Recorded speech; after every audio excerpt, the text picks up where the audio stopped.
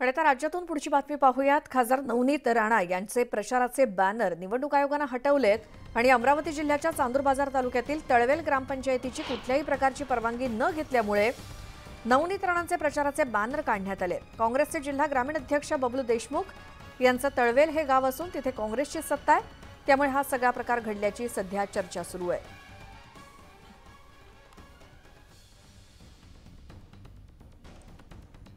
तर अमरावतीमध्ये एका गावात परवानगीशिवाय बॅनर लावल्यामुळे हे बॅनर नवनीत राणा यांचे हटवण्यात आलेत। खासदार नवनीत राणा यांचे हे बॅनर तळवेल गावातून हटवण्यात आलेत। राणांचे हे प्रचाराचे बॅनर आयोगाने हटवलेले आहेत। निवडणूक आयोगाने हे बॅनर हटवण्याचं काम केलंय आणि ग्रामपंचायतीत परवानगीशिवाय हे बॅनर लावल्यामुळे ही कारवाई करण्यात आली आहे।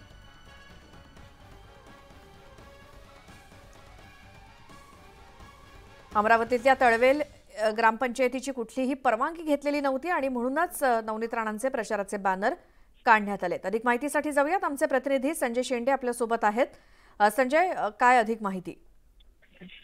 नवनीत राणा आपण सध्या इलेक्शनचा जिकडे माहोल सुरू झालेला आहे आणि अनेक ठिकाणी जे उमेदवार आहेत ते उमेदवार होर्डिंग आणि बॅनर लावत आहेत, आपल्याला दिसत आहे। मात्र अनेक ठिकाणी असे जे निवडणूक आयोगाची परवानगी घेतल्यानंतरच बॅनर्स लावावे किंवा पोस्टर लावावे असा खरं तर आदेश आहे।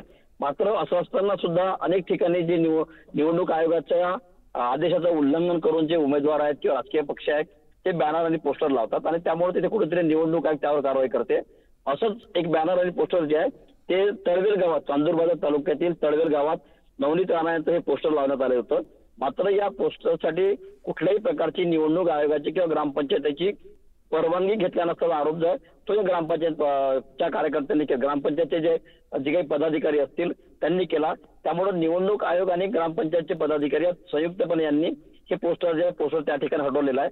मात्र त्या ठिकाणी असाही चर्चेचा सूर आहे की ती जी ग्रामपंचायत आहे ती ग्रामपंचायत काँग्रेसचे जिल्हाध्यक्ष बबलू देशमुख यांच्या ताब्यात आहे, त्यामुळं आकसापोटी देखील हे बॅनर काढण्यात आले तर नाही अशी देखील चर्चा त्या ठिकाणी रंगायला लागली आहे। संजय, धन्यवाद या माहितीसाठी।